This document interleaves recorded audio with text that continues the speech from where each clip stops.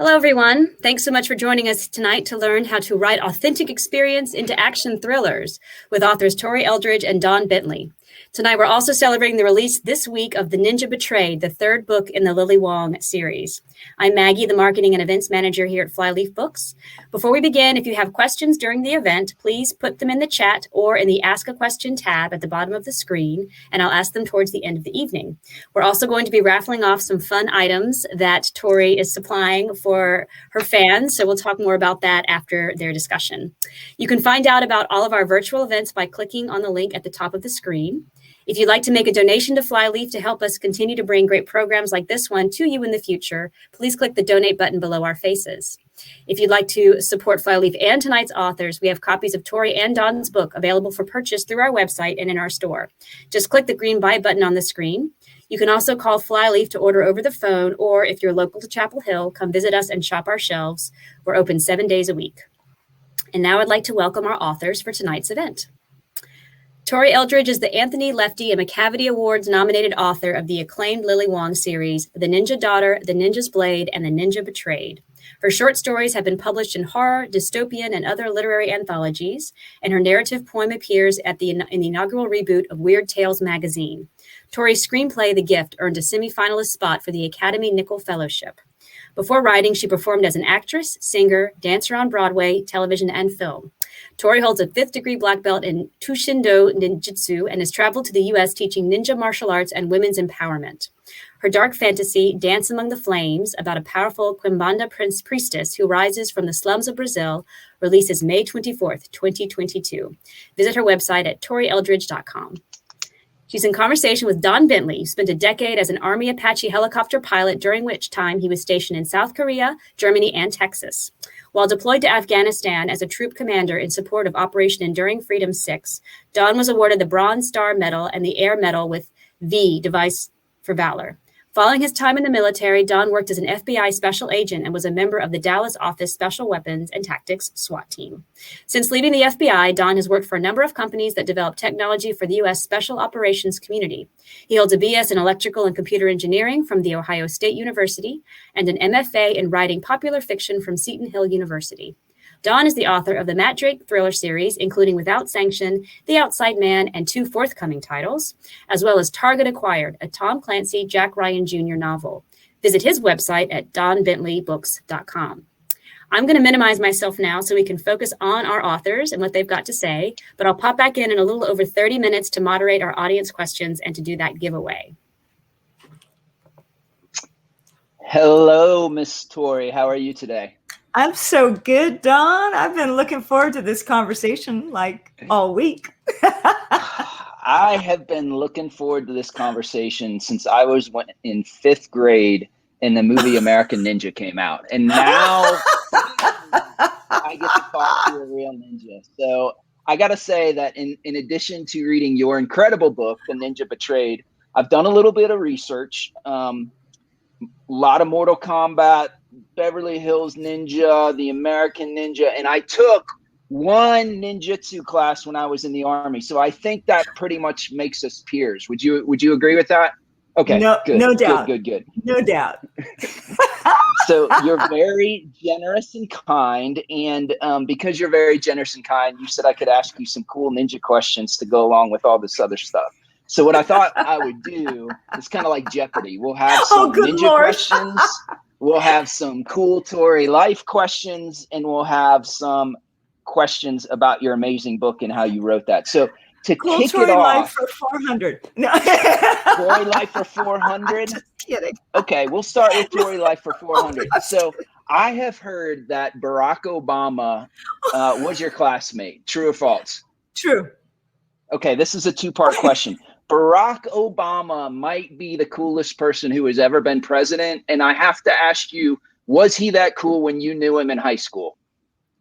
He was a pretty cool dude. I got to say, he really was. He was pretty cool. Very laid back. He was very laid back, totally friendly. Yeah, he was a nice guy. All right, that was good. So that was the first Tori for 400. Now we're going to do a ninja question. The first ninja question. This is a lot of thought went into these, Tori. A lot of thought. So the first one is, can ninjas disappear? And if so, could you do that for us right now?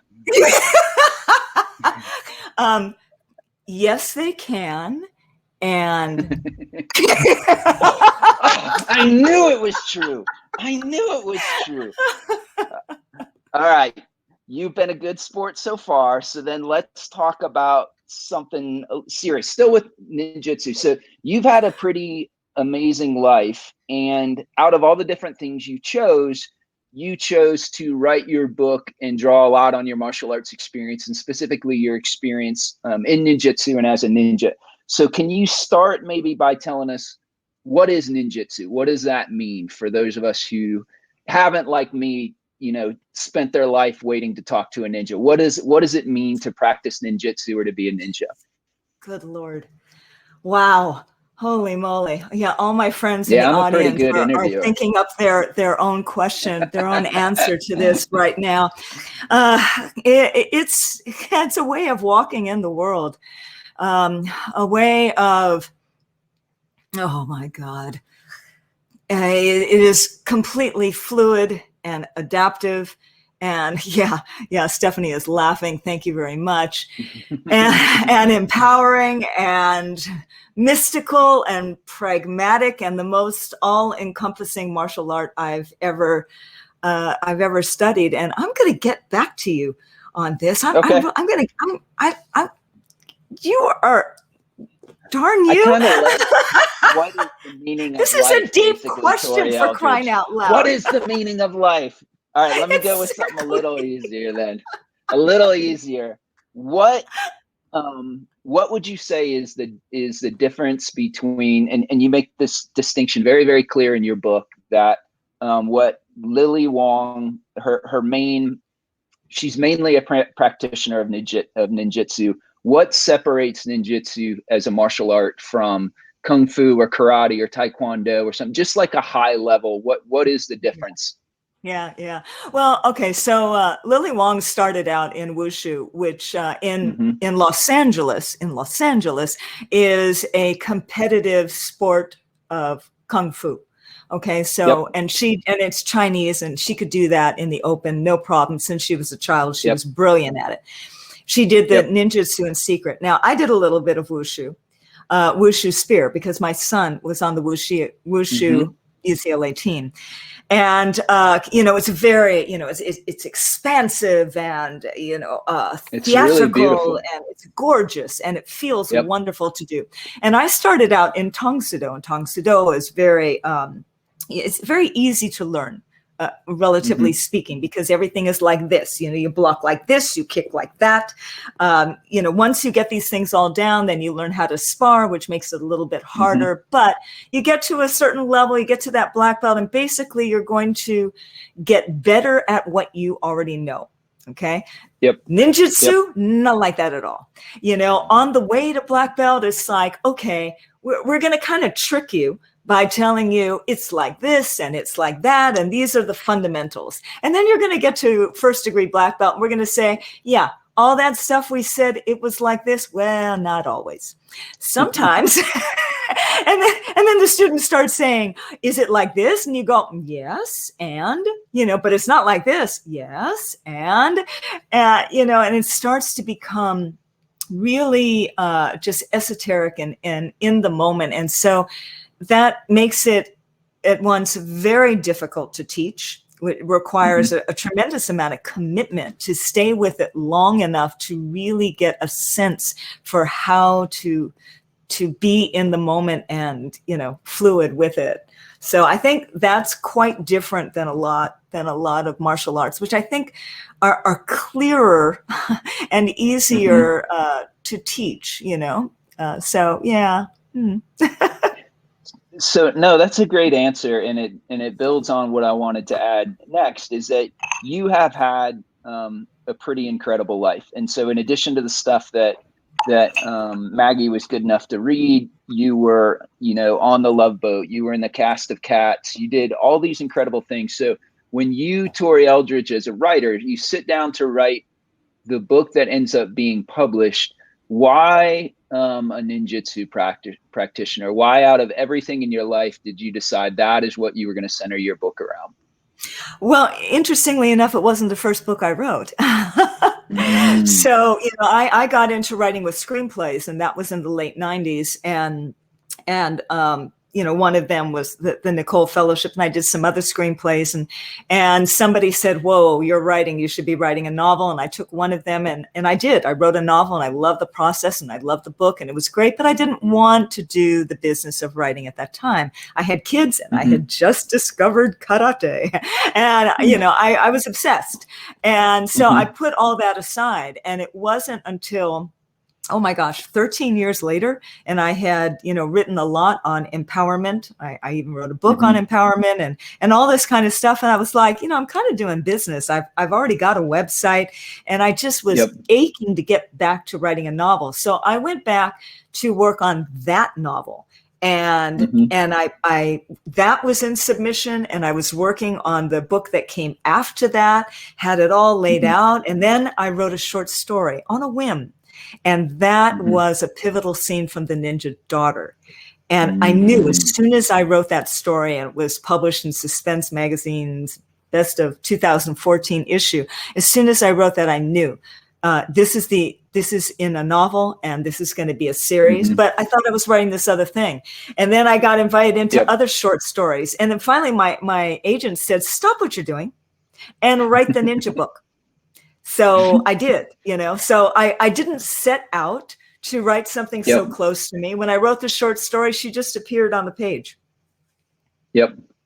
But you have now, I think, but one of the things that makes Lily Wong so compelling as a protagonist is how layered she is. And so just to stick first off with the martial arts theme before we jump to some other things, why was it so important to you? Because you made it much harder, and it comes out much better because the character is so much deeper. But she could have just been, a ninjutsu practitioner or something. It was very important to you to add the wushu aspect and some other things to her. Why did you do that? Why was that so important?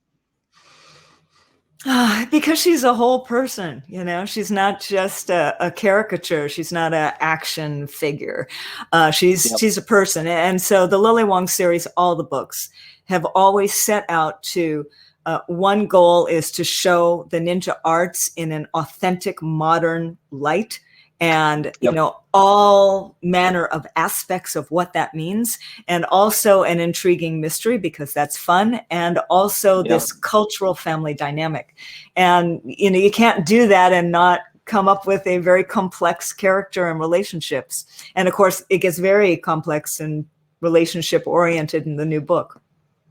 Yeah, absolutely. And so you mentioned her heritage, and I want to jump to that next, because you also were very deliberate in what you did there, and it's unusual. But since you mentioned authentic ninjutsu, you now have given me the opportunity to go back to my second Tori Eldridge ninja question.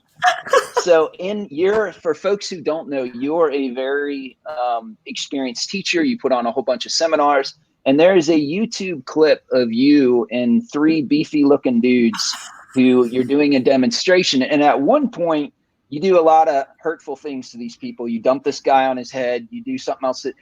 At one point, you jump behind this guy, and it looks like you ripped his eyeballs out. Like, did you actually rip his eyeballs out, Tori Eldridge?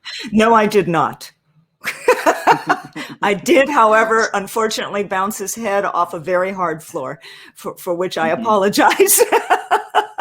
So Tori Eldridge, not afraid to bounce a head off a hard floor. And all kidding aside, y'all should check out that video.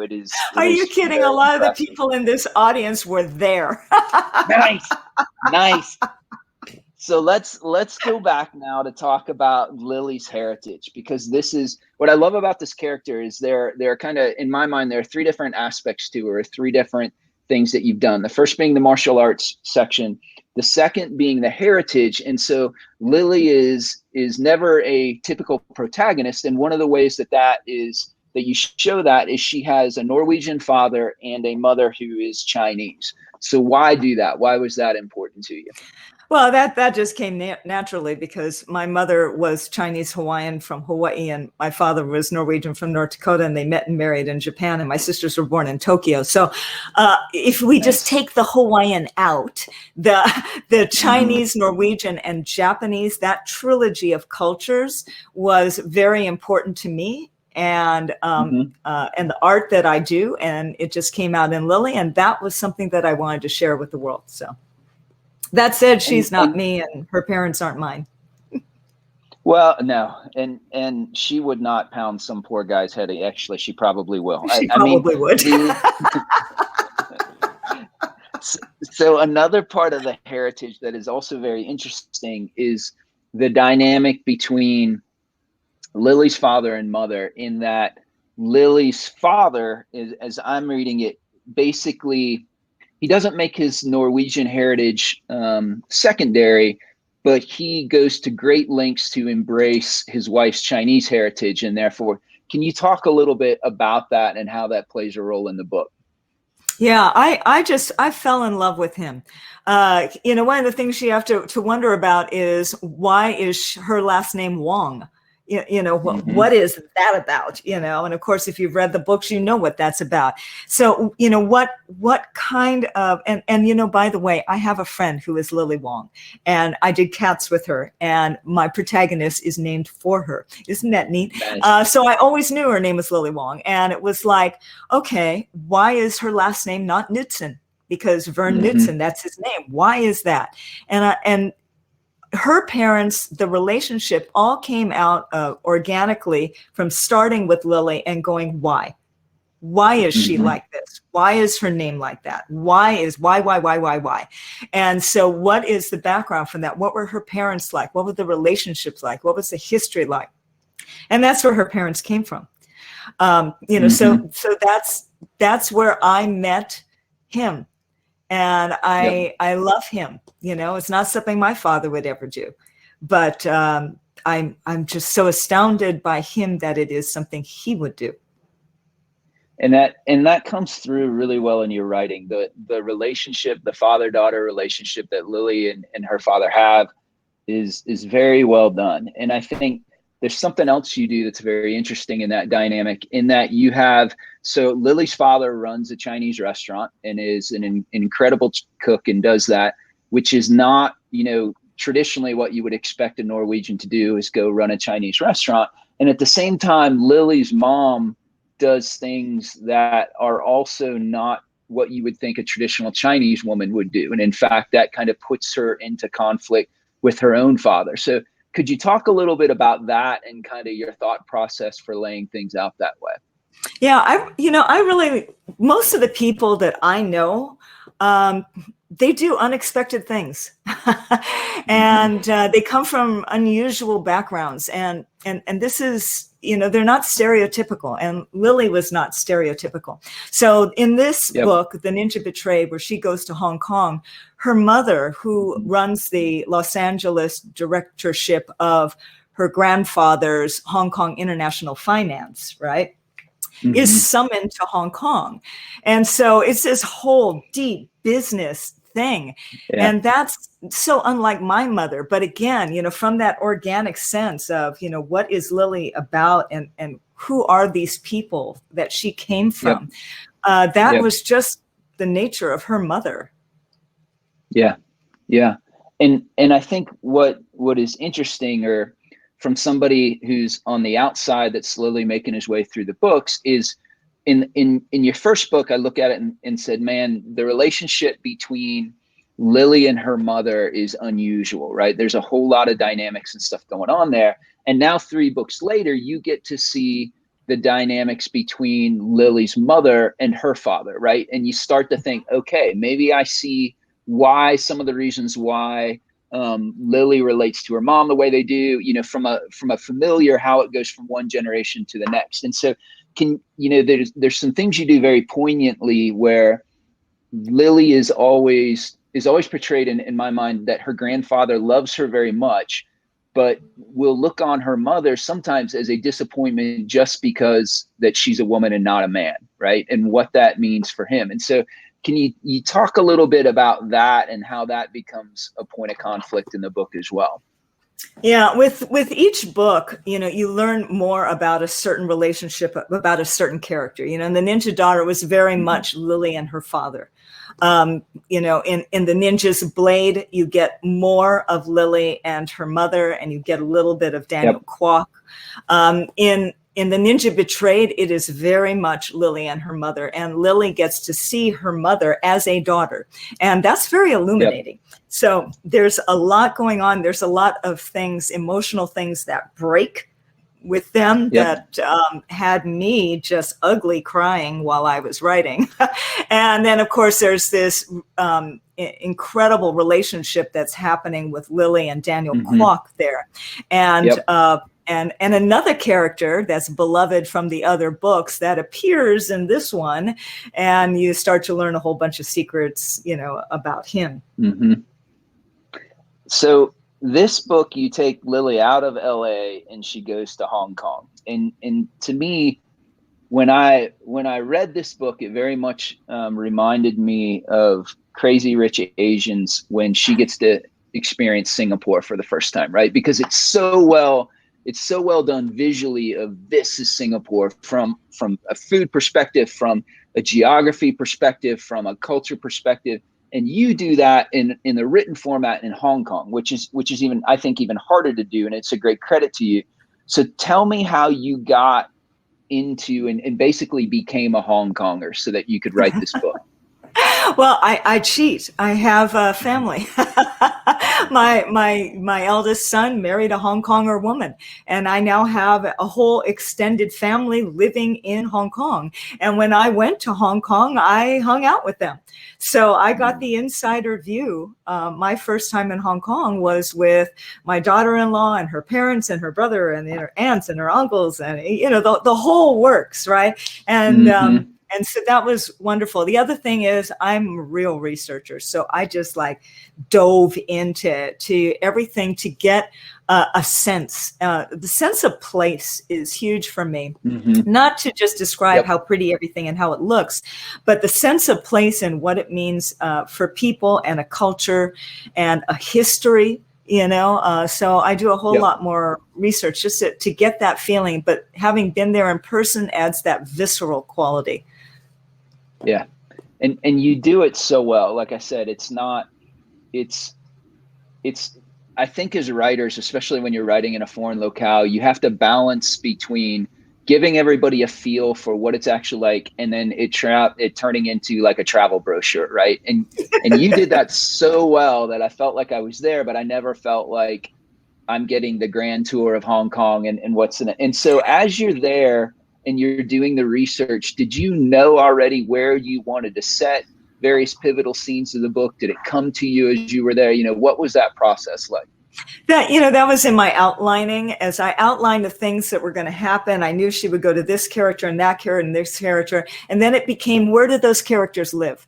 And the kind of research I do is I can give you an address where those characters live. And then I go spy on them in Google Maps. And fortunately, you can still spy in Google Maps in Hong Kong. You cannot do that in China, but you can do it in Hong Kong, thank goodness. And so I roamed around the street and looked at it. And so it was very important to me, where do they live? Because how do I want this motion to go? Where do I want them to go? And I had to research a lot of different places, what kind of community. And so there were certain places I wanted to hit. There's a pro-democracy struggle. And so, in the actual, because I set my fiction into an actual factual timeline of events based on a lot of events that happened during that specific week. And so I had a sense of where those things were. And so then it was like, okay, I'm either going to create my fictional incident at that real incident and fictionalize a scene inside it, or I am going to fictionalize an entire incident in a slightly different location, that is mirrors something that was happening during that week in maybe another location, and I would do that as well. So then it became, all right, if I'm going to do that, where is that location and why do I want that location? So everything was chosen very specifically for that. And of course, a lot of those places I had been to, but a lot of those places I had not, in person, I mean. And so one of the things about, once Lily shows up in Hong Kong, as I was reading it, there's basically three different things, or three different conflicts, if you will, that are going on. So one is within China itself, and I want to hit that one first. The next is kind of the romance that we talked about with Daniel, and then the third being family dynamics, and then what's going on with the family business. And so circling back to that, you chose to kind of run head on into what is a very touchy subject in China right now. And it's the pro-democracy demonstrators and what's happening there. And I was like, oh, she's going to go there. All right, let's see what happens. So I guess talk a little bit about that. What led you to that decision? And then how did you go about kind of portraying that? Well, it happened because of the timeline. All of the books follow a specific timeline, and I weave fact into fiction, right? So this book takes place a month after the previous book. And so I went, okay, I am in Hong Kong in late September 2019. What is going on? Well, what's going on is the height of the pro-democracy struggle. And of course, I had been watching that very carefully because, of family and everything. So what was interesting was I was writing this book in 2020. So I'm writing it with hindsight of what kind of things are coming of that. And so I wanted to use different characters to show a variety of local viewpoints on this issue. So it wasn't just like, one way, one agenda or something. I wanted to kind of show a bunch of things in that way and, make sure that some of those characters were concerned about things that have happened. And so now here we are in 2021 and we know even more. And so now we're looking at it with even more hindsight. So this book for me, this story just increases in relevancy. And, and also there is everything that was happening in the United States with all the protests that were going on at that same time. So the whole thing just became so relevant to me to weave into a story. Yeah. And I think that's one of your gifts as a writer. It's kind of a theme that we've been hitting on, is how you take something, whether it's Lily's character, whether it's her family, whether it's this, and you layer it and provide different viewpoints. And so what I loved with this one is that you basically you gave us 2 or 3 different viewpoints. So we saw the demonstrations through the eyes of a teenage girl. We saw them through kind of her father and Lily. And then we also saw them through Lily's grandfather. And so can you talk a little bit about those 3 aspects, and then where did those come from? Where did those viewpoints come from? Well, the grandfather, Gong Gong, that kind of was set up in the Ninja's Blade. At the end of the Ninja's Blade, there's a Mahjong game. And I love this Mahjong game. I love doing this in scenes where you're talking about a particular issue and you're laying down these important bits of information, but the scene is actually something completely different. I did it also in The Ninja Daughter with Lily and her mother talking in a kitchen over tea, and you're learning about all this real estate stuff. So in The Ninja's Blade, it's a Mahjong game. And there's all this tension that's going on between especially Ma and her father, Gong Gong. And at the same time, he's complaining about these protests, and Lily, being Lily, is kind of, digging in there, and they're kind of getting into this thing. And Ma's like, stop having this argument on my Mahjong table. So I already kind of had hinted that, we all have different opinions about this. And there are reasons for these opinions. And as the book goes on, you start to understand, what are these reasons for these different opinions that people have. And so it just it came, again, organically from the character. How would they feel about this? Yeah. How might they feel about this, And, based and on some of the different perspectives that I had already gained just from talking to people. So And you did it so well because it wasn't at any time, I don't feel like, presented as a binary, this is, a good versus evil, because you had the teenage daughter who is protesting for freedom, but is really being used as a tool by, the older folks who are there, who are kind of taking advantage of her. And so it's a noble cause, but she's kind of getting used for it. And then on the other extreme, you have the grandfather who's looking at it more as, this is damage to property, this is things that's happening. And so it was really, really well done from a nuanced perspective. And I'm curious as to, your son and daughter-in-law and stuff live there. Has that been a topic of conversation with you guys, and what's going on, or how have you had to navigate that?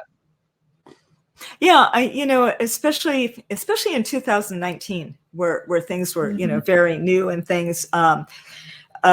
We did, we would talk a lot about that and exchange information, because, what you get information here is different from what you get, information in Shanghai, which is where my son and daughter-in-law were living, which is different from information that you get in Hong Kong, where her family was.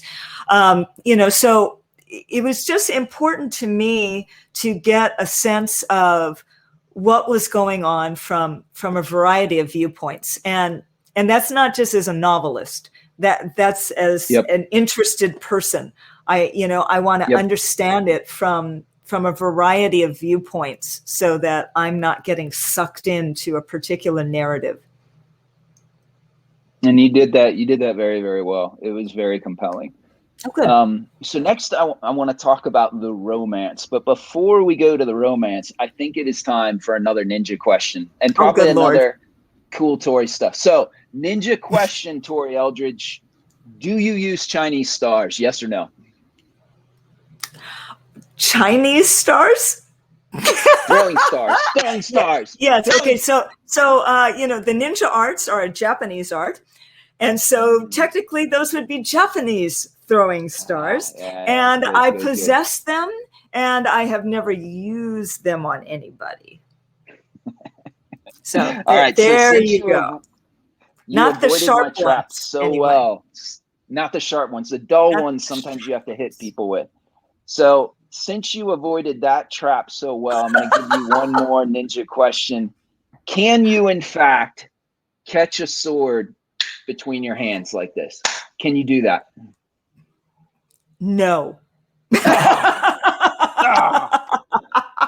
All right, let's go to the romance then.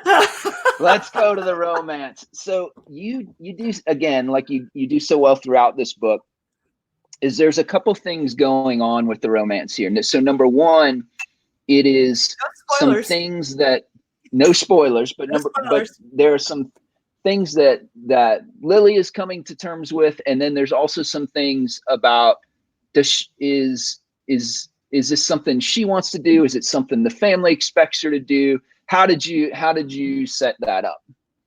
Yeah, that started deep within the ninja daughter, and it just evolved into the ninja's blade, and then there they were together, and it was like, okay, this is the time to find out, And so I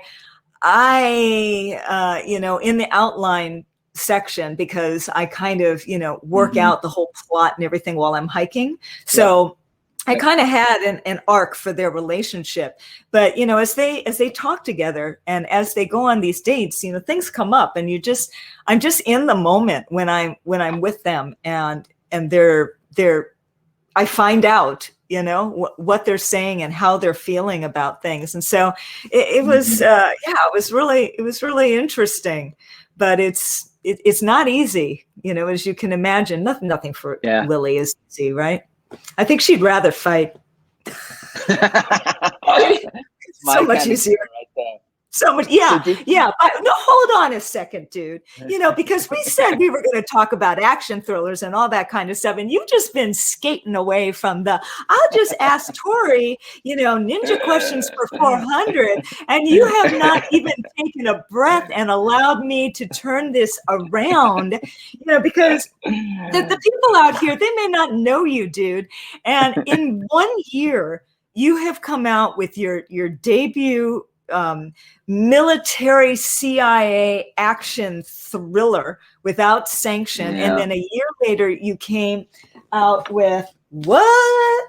Outside Man. I mean, look at that. Is that badass or what? And in between the two of these, you come out with a Jack Ryan Jr. novel for which you are now, New York Times, USA, I don't even know what, best-selling author or something. But dude, I want to tell you, and I don't know that I've told you this before, so everybody's just, y'all can just hang on because I'm going to talk to my friend here, right?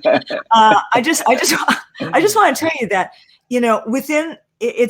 I've read these things within 6 months or something like that. Yeah.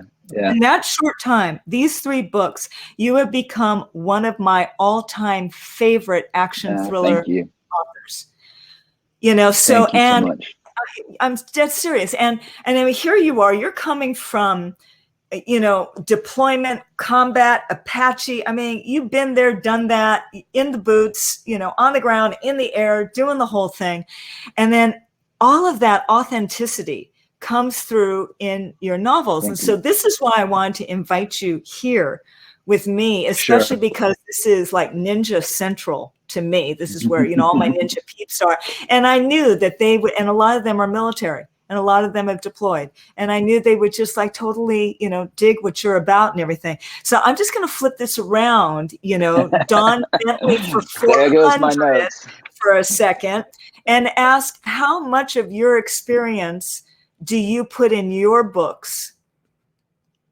Yeah, that's a great question. So I think similar to what you said, there's maybe 2 layers of it. And the first being Nick Petrie, who I think as well, wrote The Drifter and a whole bunch of great books. And he told me once, he's kind of like my writing sage. When I need something that sounds important, I ask Nick what he thinks about it. And he told me once that in a great book, a writer is trying to figure out something for himself or herself in the pages as they write that book. And so for me, Without Sanction was very much a story about redemption and about my protagonist is a guy named Matt Drake, who is a DIA, a Defense Intelligence Agency case officer, and has something that goes horribly wrong before the book starts. And his asset is killed and his asset's family's killed. And he gets a chance maybe to make it right. But in order to do that, he has to go back to Syria where everything went wrong in the first place. And so for me, there's very much like a lot of folks who have deployed or in law enforcement or something, there's a moment in time where things went poorly and you desperately want to get that back again and you can't. And so that kind of emotion was like you. I wrote a couple books. I wrote 3 books that didn't sell before I wrote the book that did. And I think the reason why Without Sanction finally sold is because I was finally brave enough to put enough of me into that book and things I was struggling with that it resonated with people. And so at a high level, like at an emotional perspective, I definitely use a lot of what I did or have done. The other part of it, my wife all the time just says I couldn't figure out what I wanted to be when I grew up. And I think that was partially true. And I've had an interviewer before say, "Are you Matt Drake, my protagonist?" And I said, I am absolutely not Matt Drake, but I've stood in the room with him before. And that's true too, is that I've been fortunate enough both through my career in the FBI and the Army and then the things I did outside to meet these incredible people who have done amazing things.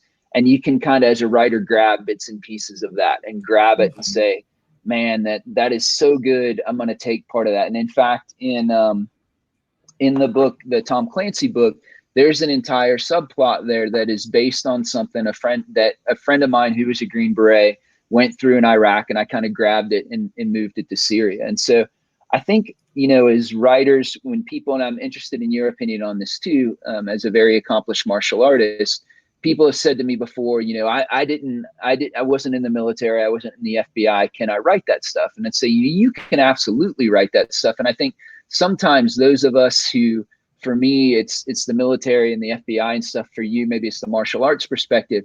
Having done that sometimes gives you blinders versus if you haven't done it, you're willing to do more research, to look at it more, to pull it apart And I think sometimes, you know, in the genre, I love folks like Vince Flynn and Brad Thor and Tom Clancy. None of those folks ever served. None of them ever did it, but they were very astute students and stuff. And so do you find that, I mean, you obviously use your background a tremendous amount, but do you have to go out and do research as well and go, or are you ever worried about having blinders on as you're writing something, or how do you kind of navigate that? Well, that is a great question. You would think that I could have just written all this from experience and what I know. And the fact of the matter is I did a lot of research. You know, I even did research on my own Chinese heritage. I literally interviewed a whole bunch of first generation Chinese American friends because it's cool. Not my experience, you know, right? Yep.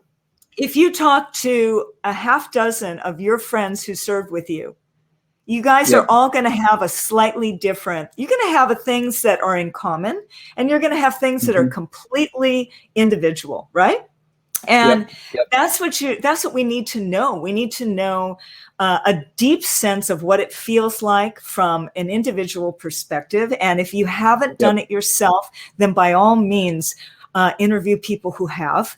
But at the same time, we need to do enough research to get a variety of perspectives so that we can, as you say, you know, get rid of our own blinders and see it from a lot of points of view. And that's when we find out, what is it like for our character?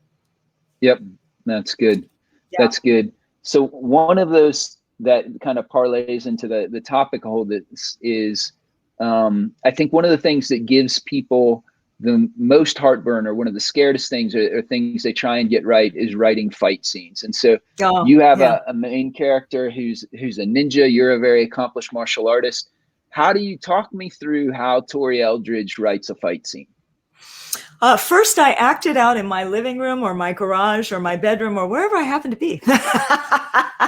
There's actually a fight scene that happens in a car, and I worked that out in the garage in my car. Nice. And so I'm really glad that there were no cameras involved, you know. So my husband and my son give it a big laugh if they walk in on me. They're like, "You're writing a fight scene, aren't you?" I'm like, "Yep."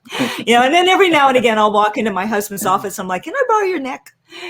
Which, by the way, used to scare him a lot more when I was actively training, because back then it would usually involve pain. Now I'm super kind, and he knows I'm just trying to look for how to describe what my hands and my arms are doing.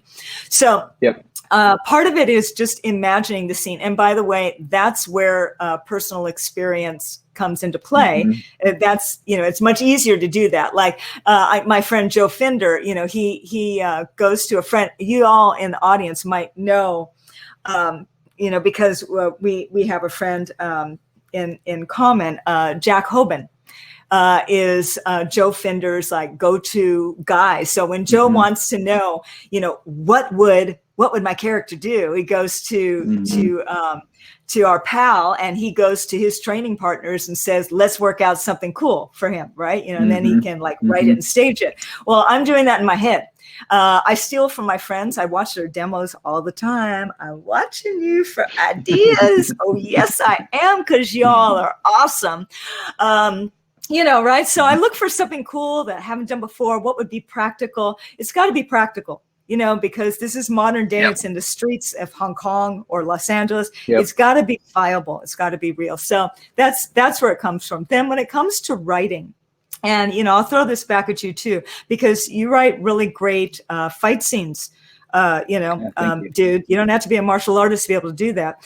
And I think one of the things that I want to do is I want to lock into that point of view character so that I can have my readers feel the emotion of that fight and the reactions and the effects of that fight through that character, so that it helps my readers become in there. And also I play with time, so that my character has time to like think of things, plot things, maybe even remember things they've learned that they can apply. And then there are, for me, you know, I want to explain what's happening, but not so much that it starts to bog you down, like, you know, like you're describing a, you know, trying to teach it. But at the same time, for me, I have to drop ninja Easter eggs because I want the practitioners out there in the world to go, I know how to do that. I could totally show you exactly what this character did.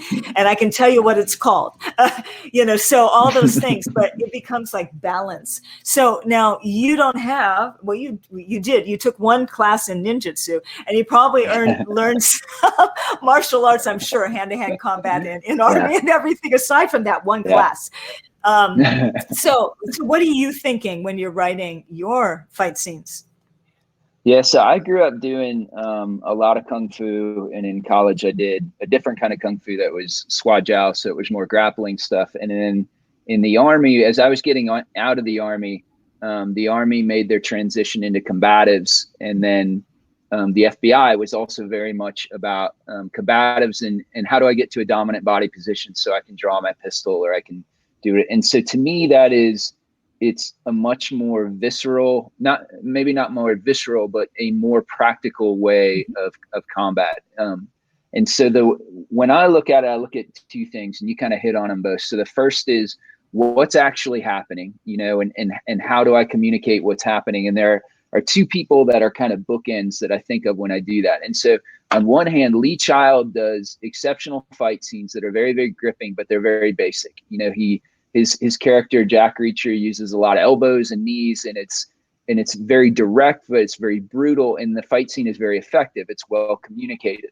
On the other side of things, and more reminds me of you a little bit, is Brad Taylor was a Delta Force operator, and so he has a ton of more technical combative stuff in there, like the names of different chokes, how he's doing an arm bar, but he does it like you do this very well too, that the reader doesn't get bogged down on that. And so what I try and do is shoot somewhere in the middle of those two, in that it's brutal enough and it's effective enough that people understand what's happening, but it doesn't seem like you're writing a manual on how to do a particular throw or a choke or something like that. And so that's from kind of the high level.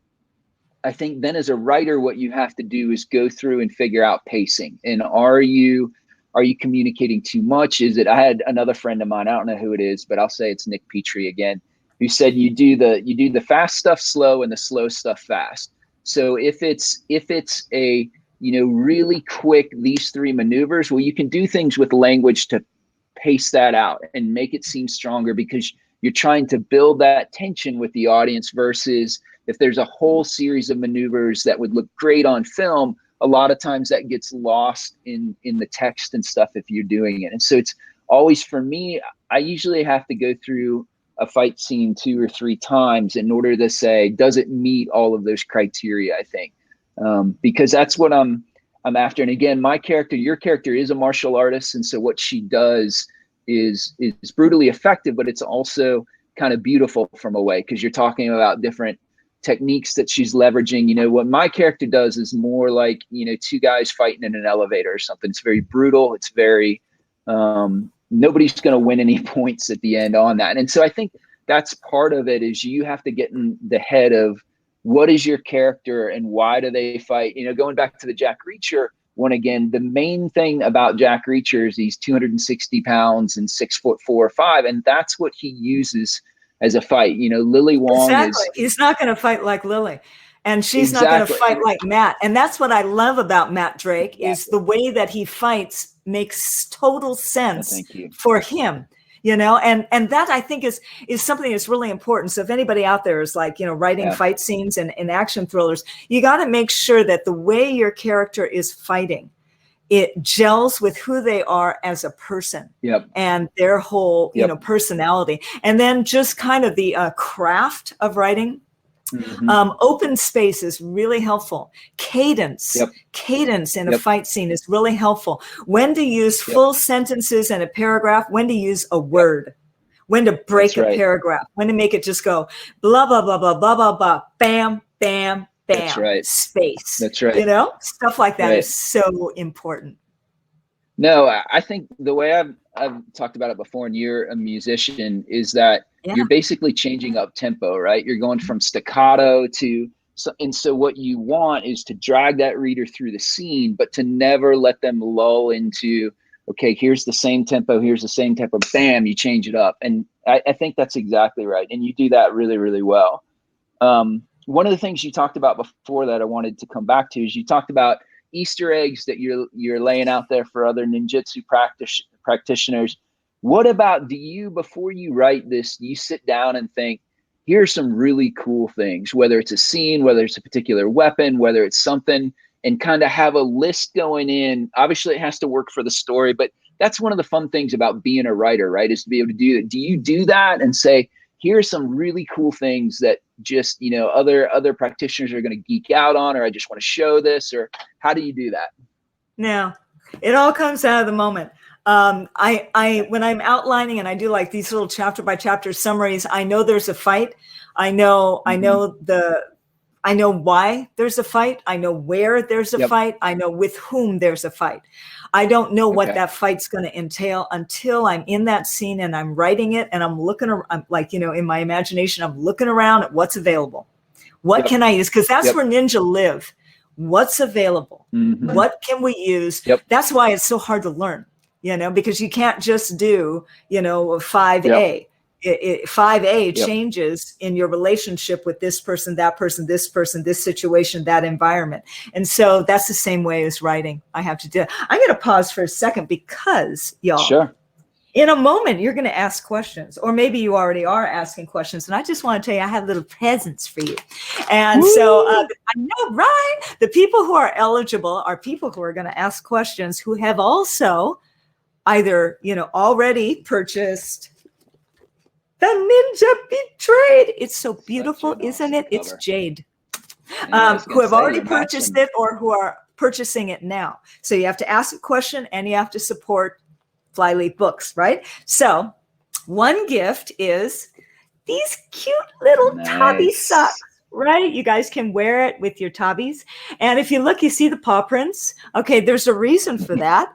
Because Lily has a couple important scenes with some pups in this pups, dogs in this thing. So that's one thing you can read. And the other thing, you've been noticing, I have been sipping tea out of this lovely cup that was made for me by Julie Berkowitz.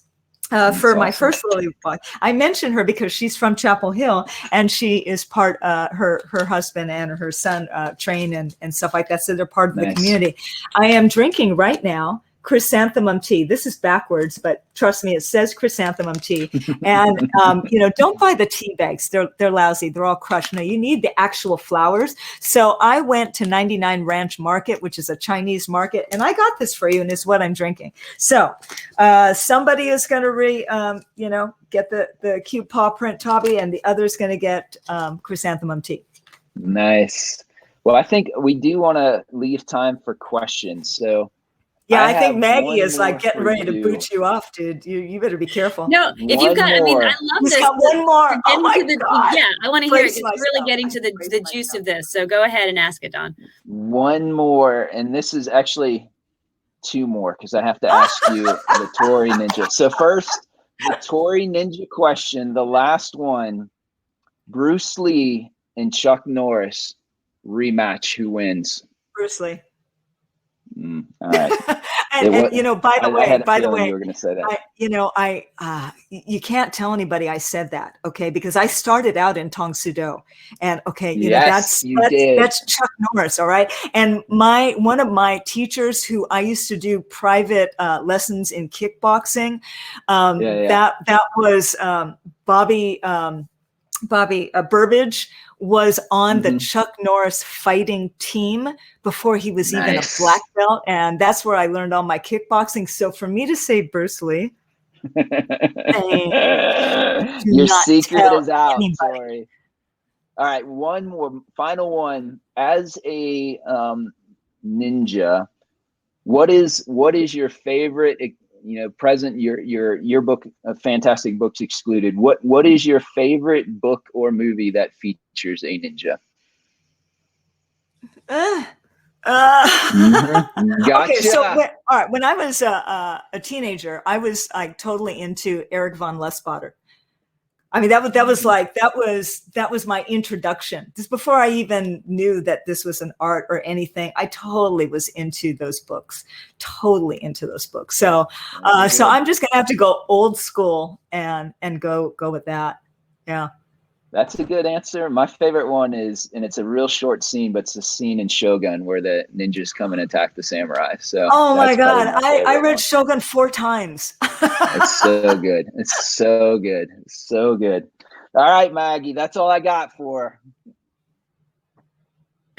All right, you guys are so fun. This was awesome. We have a couple questions from the audience, so I will ask one that was posted from Connie. The Ninja Betrayed ended with a cliffhanger. Will your Lily Wong fans ever find out what happens next? Yes, I'm working on that. I know where she's going, and you do too. Shh. And there's going to be a lot of action in that one. It's going to be a big book. And I will say, I start all of my books with research. Everything comes out of research. Like with the Ninja's Blade, the second book, I knew I wanted Lily to do a deep dive into the commercial sex trafficking of youth. So before I had a plot, I started researching that. And from the research and the interview came characters, and from the characters came plot. I'm doing something very similar with the 4th Lily Wong book. I'm researching this place in particular, which, by the way, I've already been. I've been there myself, but I'm researching this place, and there's a character there, and it centers around this character's family. And to understand the relationships and the plot of all the subplots and the main plot that are going on in this story, I need to understand this very complicated family, which means I have had to start researching from the late 1800s, not just what was going on in this particular location, so I could understand where these great-grandparents and grandparents and granduncles and grandaunts, where they came, what choices they made, how it was going, and what the lineage came to the people who are still alive. And I'm now right in this point where I'm starting to say, aha, that character is the one who's important. They're going to do, and that's the relationship they have here. It's super fun. And it's just, cool. This one's not going to be as quick to write. Yeah. Yeah. That's awesome. That's awesome. Do you have a hope for 2023 for that, maybe? I mean, do you have any idea what you don't have any predictions? I'm not even doing that to myself, because I'm doing a cover reveal next month for my Brazilian horror novel, which is Dance Among the Flames. And that comes out May 24th. And so, yikes. That's a lot to handle. So I can tell you this, the 4th Lily Wong book will not come out a year from now. I can confidently tell you that much. And by the way, Don also has his next Matt Drake novel coming out at the beginning of May, and his next Jack Ryan Jr. book coming out in June. So yeah, we're going to be busy, aren't we? We are. We're going to be busy. I'm so glad you plugged that, because I always like to ask what you guys are working on and what you're reading. So I'm glad you did that. I have one more question from the audience to ask. Hold on one second. Let me scroll up. That's going to make it really easy to decide who gets these presents. I know, right? If there are only 2 questions and I have 2 presents. Someone else has posted the bottom too. This is from the chat. Kim asked, in this book, you're addressing the politics of our time, which is a fine line for an author to walk. Was the decision to get political difficult for you? Yeah. And I was, interestingly enough, I was kind of,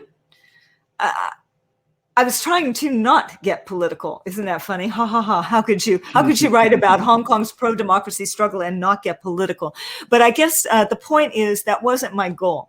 That my goal was to experience what was happening through different points of view, and to have these characters experiencing that way, and so that the reader could look at it from these different points of view, and the reader could form their own conclusions about how they felt about what they were reading, as opposed to me having an agenda that I was, trying to relay to you.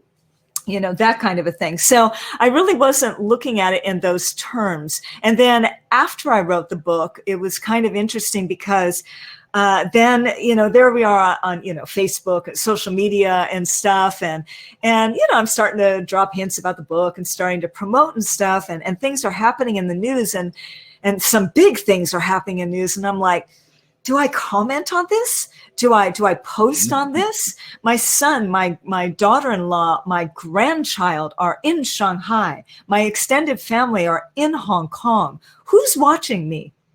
Who's noticing this? What do I say? What can I not say? Is it? And then it becomes this thing of, it's not just a decision of, do I say something about it? It's, can I not say something about it? And I know Don has a sense of this with everything that was going on in Afghanistan. Mm-hmm. I'm sure you were staying up at night, weighing those two things. Yeah. Do I chime in on this? And if I don't, is there kind of a repercussion to not? And so I walk a fine line of that, especially since I desperately wanted to get to China to see my grandbaby, who is now 9 months old, and walking. Mm. By the time I finally see this little child, she's going to run and jump into my arms, which breaks my heart. But so I was more cautious back then when I was hoping to get a visa than I am now, because it's just I think I'm going to have to wait till they come back to America, honestly. Hmm. Yeah, it's a hard time for that, and hard time for people to get together still, unfortunately. I have another question from a new audience member from Jordan. Do you have any advice for a hopeful future female thriller author? Oh, I love that there is a future female thriller author in the house. I think that's fantastic. And there are so many kinds of thrillers, right? There's psychological thrillers, there's domestic thrillers, there's action thrillers, there's mystery thrillers. I mean, it goes on and on and on. Whatever it is you're writing, get to know your community. Become friends with authors, especially women, right, who are writing kind of in a similar vein with you, so that you can start to bond with them and create relationships. We write in a vacuum, but we don't publish in a vacuum, and we don't get our success in a vacuum. And one of the greatest helps that I ever had was early on, I started joining associations and building friendships. And it took me 7.5 years before I got my first novel published. I had short stories published. By the time I got the 2-book deal for Lily Wong, I had 2 completed books in submission, 2 completely outlined, summarized, and partly written sequels in, set up and set aside, and a 5th book halfway written. So you don't know how long it's going to take. And so focus on the writing, the process, try and enjoy that, and build the relationships, because that's going to get you through. Oh, she says spy thriller. Ooh, that's super cool. You got to check out Rogue Women Writes, and maybe read something by Gail Lind. She's like the queen of spy thrillers from, old school, man. And and new school, Alma Katsu, The Red Widow. Read something from Gail Lind's and read Alma Katsu's The Red Widow, and boy, that will show you 2 completely different sides of that. That's great advice. Thanks for that, Jordan. And I have one more question from Connie, and then I'm going to tell you the selected who won the gift giveaway. Oh. So from Connie, one more question. What is the symbolism behind the monkey on the cover?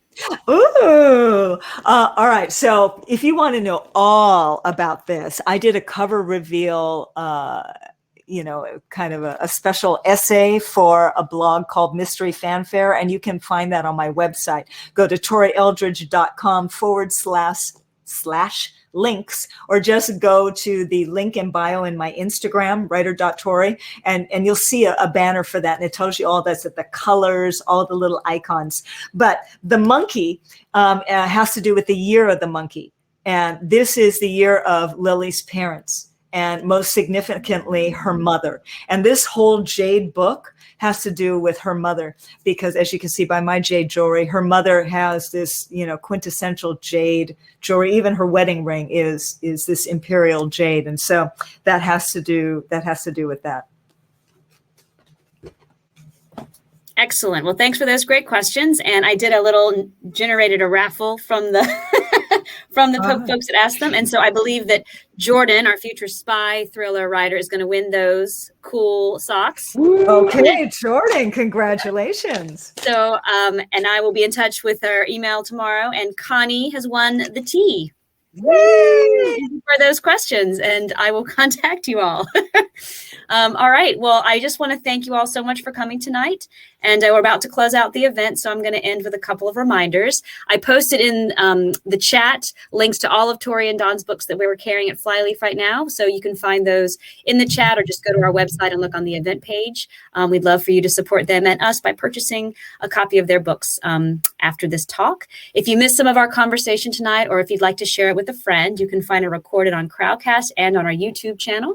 And finally, please keep an eye out for other upcoming events on our weekly newsletter and on our website. Thank you so much for joining us tonight. This was super fun, and thanks for supporting Flyleaf Books. Thank you, Don and Tori. Thanks for having me. My pleasure. Thank you both. Thanks. Bye-bye.